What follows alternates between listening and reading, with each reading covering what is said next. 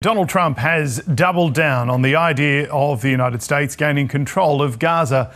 A proposal earlier this week was met with widespread condemnation. Our North America correspondent, Cayman Gock, joins us now from Washington. Cayman, good morning. This story's had a few twists and turns so far. What's the latest? Well, James, these are his first comments since that extraordinary press conference where he stood next to the Prime Minister of Israel, Benjamin Netanyahu, and put out this proposal to the world. He's posted on Truth Social, and I'll read out some of this post. He says the Gaza Strip would be turned over to the US by Israel at the conclusion of fighting, and that Palestinians would have already been resettled in far safer and more beautiful communities. He also claims that this proposal would go ahead without US soldiers. Now, since he mentioned it, it's been very scant on details and has raised far more questions than answers. He did not go into the legality of such an arrangement where the US could take control over Gaza, and his suggestion has been widely condemned and rejected by Arab countries, the United Nations, and many human rights advocacy groups. It also goes against decades of US foreign policy calling for a two-state solution.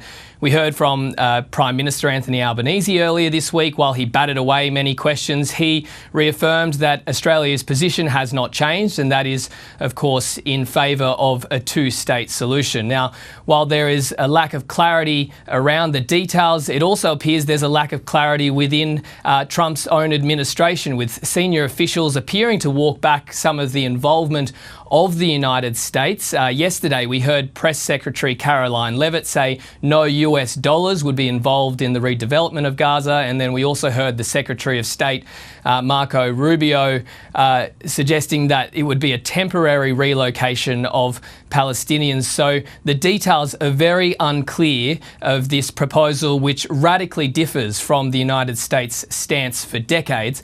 Meanwhile, the Israeli Prime Minister is in Washington, D.C. He is meeting with lawmakers, and he has praised Trump's proposal as a remarkable idea worth listening to.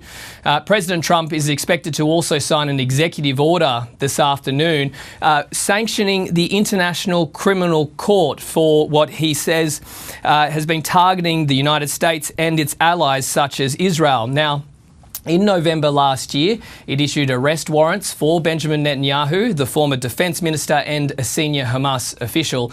And while Donald Trump has signed many executive orders, this one could be perceived as a retaliation for those arrest warrants.